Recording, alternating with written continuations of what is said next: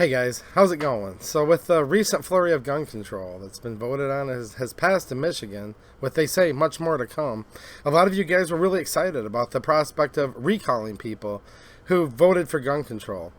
And I was excited about it too until I learned it just isn't that simple and a recall isn't what people think. But just 2 days ago, August 1st, the Board of Canvassers in Lansing voted on whether to approve or reject these recalls. Now, out of the 8 recalls, 1 was approved. I'm going to get into these in just a second, and 7 were rejected. So, from what I understand, there's still time to put in for more recall petitions, but as of right now, the original 8 that people were getting excited about, yeah, they're all dead in the water except for 1, and you can choose whether you want to look at that recall or not, but if you're primarily more of a Second Amendment voter, you're probably actually not going to want to vote to recall the person that was approved, because that is Republican Cam Cavett, and he's actually voted against all of the gun control bills that have come forth in Lansing. Now, let me start from the beginning, and I'm going to read a quick article by Michigan Advance.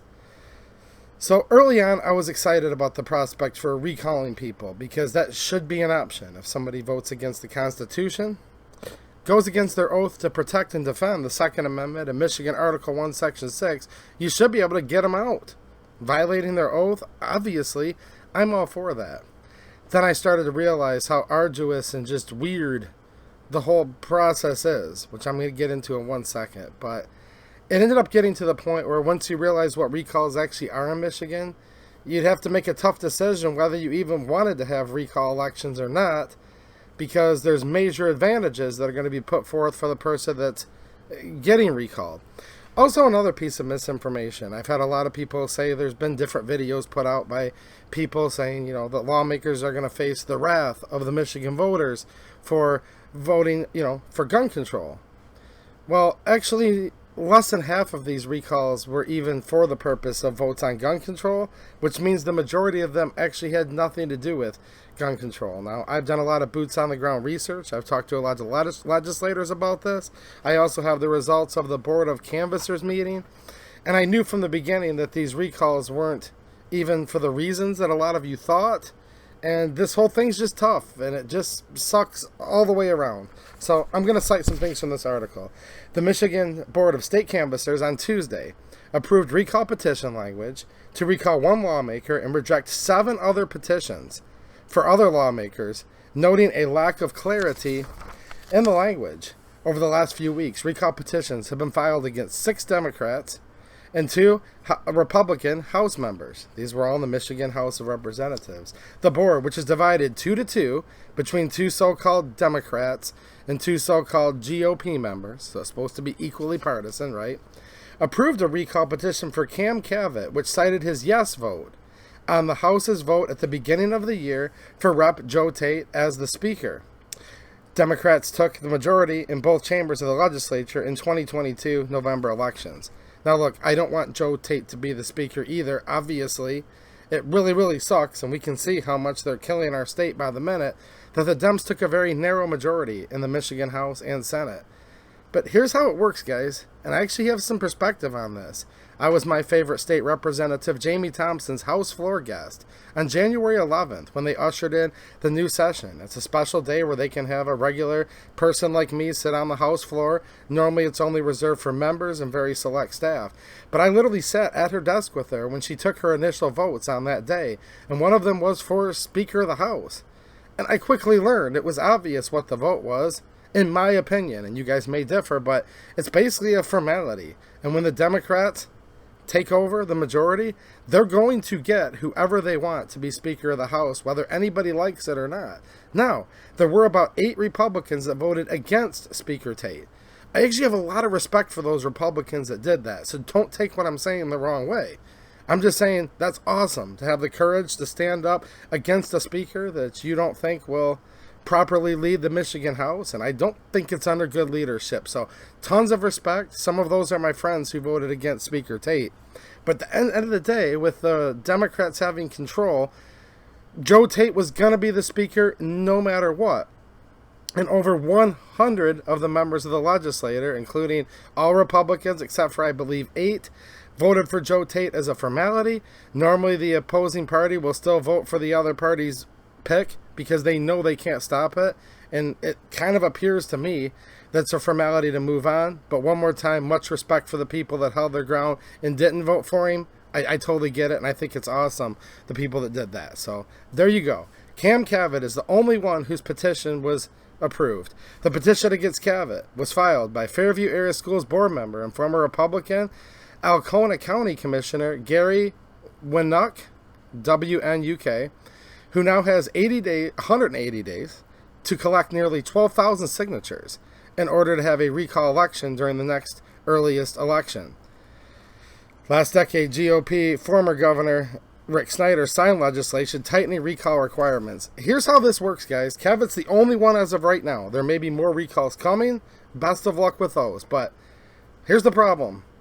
You can only get rid of Cam Cavett by having somebody worse come in. Again, whether you're mad at him for voting for Joe Tate as the Speaker of the House or not, that's totally up for you to decide. But Cavett actually voted pro-gun or against gun control during these three big bills that were the subject matter for, again, only less than half of these recalls. Most of them have nothing to do with gun control. So, if they get the 12,000 signatures, here's what's going to happen. Cavett will automatically, within 10 days of the signatures being counted and posted and all of that, assuming they're approved, very difficult to do, almost impossible to do. But assuming they can get those signatures and they have all of them verified, validated, T's crossed, I's dotted, Cavett will automatically come back as the incumbent for the special election. Yeah, so you don't get to pick like some other Republican to run to fill his vacancy. I know this sounds crazy, but I'm dead serious, and what I'm telling you is 100% accurate. I covered this in detail on a live stream just a couple days ago, if you guys want to get into this on a more nerdy level. I went through all of this. So if you're mad at Cam Cavett because he did vote for the Speaker of the House but voted against gun control, okay, but you're only going to have two choices in that recall election, either Cam Cavett or whatever Democrat they put up, which every Democrat has voted for every single gun control bill this whole session, no matter what. We can't find any friends of the 2A in the Democrat caucus whatsoever in the House. So there you go. One more time, you don't recall Cam Cavett and then have a better Republican, in your opinion or whoever's opinion, right, come in. No, you end up with him versus a Dems. So you're going to end up with the same exact person you recalled, or somebody that I think no matter how you look at it, if you're conservative leaning and Second Amendment oriented person, you're going to end up with somebody worse or him exactly. I know, guys, very frustrating. The other 7 recall petitions were rejected, each time with Chair Mary Ellen Gerwitz, a Democrat, and Vice Chair Richard Hauskamp, a Republican, agreeing that the language in the petitions was not sufficiently clear, as the rest of the petitions referenced bill numbers without explaining the bill's contents. Board member Jeanette Bradshaw, a Democrat, added that most of the petitions were handwritten and largely illegible. I saw how some of these petitions looked, and I hate to say it, guys. They were very illegible, and I couldn't read them either from images that I saw online. Just saying, it's tough when you file paperwork that's this important and handwrite it where it's very hard to read. I'm not saying this is a fair process with the Board of Canvassers. Not saying that at all. Just saying I couldn't read the dang things anyways. That's tough. Although each petition was submitted by individuals residing in the districts of the reps, 6 of the 8 petitions had identical wording, according to Hauskamp. Anytime you have 6 people from around the state who suddenly wake up in the middle of the night and they have exactly the same idea to put on a petition, either there's some force behind that or otherwise. It could be divine intervention, Hauskamp said. So he's being sarcastic, saying the wording was the same for all these. All right, here's the other people that were potentially going to get recalled. Ain't going to happen this time around. We have Arbit, who voted on House Bill 4474, which they're calling expanding the state's definition of hate crimes. Yeah, it's super convoluted and a terrible bill. But that's why Democrat Arbit was getting recalled. Also, Reps Jennifer Conlon, Democrat of Ann Arbor, was getting recalled under the same one, as well as Democrat Rep Reggie Miller of Belleville and Democrat Rep Jamie Churches of Wyandotte, Michigan. So there we go. 4 of them were getting recalled under this bill 4474. Had nothing to do with guns, but it was a terrible bill, I would note. Now here's the 3 that had to do with gun control. Again, all of these are rejected. The only one that got approved was Cam Cavett, who did not vote against the Second Amendment. The recall petitions for Reps Sharon McDonald, Democrat Troy, Betsy Coffia, Democrat Traverse City, cited their yes votes on the House's version of red flag gun legislation. So there's 2 more. And then we have Republican Rep Donnie Steele of Orion Township, and that was due to her vote on House Bill 4139, which was the safe storage bill. So a couple were being attempted to be recall of a red flag, 2 Dems, 1 Republican over safe storage. The other 5 had nothing to do with gun control, never did. Again, one more time, this really sucks. I hate how the recall process works. I think it's a terrible process that takes tons of power away from the people. There's this 4-member board, and if they gridlock 2-2, the person doesn't get to proceed with their petition. It's dead in the water. Maybe they can file more later. We'll have to see if that happens or not. So there is going to be no facing the wrath of Michigan voters in this whatsoever.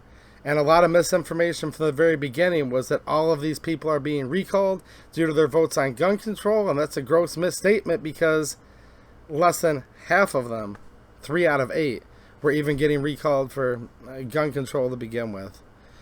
Let me know, guys. I know you're really frustrated. A lot of you are antsy. You want something to rally behind, but I encourage a lot of you to watch my video from just 2 days ago. YouTube's not spreading it around. I encourage you guys to go back and watch it. Share this video. Share that video. Make sure you're subscribed with the bell turned on, because the big hot topic in Michigan right now is this complete and utter capital gun ban that's being done by like this quasi-secret commission. And that's actually the one, if we can get enough public support. I've been talking to a ton of legislators, like probably 10 of them in the past 3 days here. That's the one that I need all of us to rally behind, that we might be able to stop. Because these recall petitions so far are not working out well. I hope we can get some better ones that actually can get past the Board of Canvassers soon and see what the wording is in those. But even then, I'm not too optimistic because the recall process is terrible. One more thing, the person getting recalled not only becomes the incumbent and gets to run, right, in their own special election, but they also take the fundraising caps that individuals can donate and lift the ceiling off of that, where they can raise way more money than they could have normally. And I've already seen a good number of these people, although they were denied, already fundraising on social media off of this for the past few weeks. Even though, unless there's new recalls that come in place, there isn't even going to be a special election. By all of the hype about this, Democrats are putting a lot more money in their pockets yet again, because they seem to have all the public support. They seem to have all the money, and a lot of conservatives and Second Amendment supporters are kind of wanting to tap out right now. And right now is not the time to tap out. I regret to inform you that so far, I want to emphasize, these recalls are a bust. A recall isn't even what most people think it is, but could in theory be a good thing if we can get one through that's worth having. And yeah, but let's focus on this Capitol Commission ban, guys. There is no law, and a lot of people believe that they don't have the constitutional authority or power to even do this. So I'll let you guys know when there's more stuff going on. Make sure you go back and watch that video. It's just in my recent videos in the last couple days here on this channel. All right, thanks for watching, and have a good one.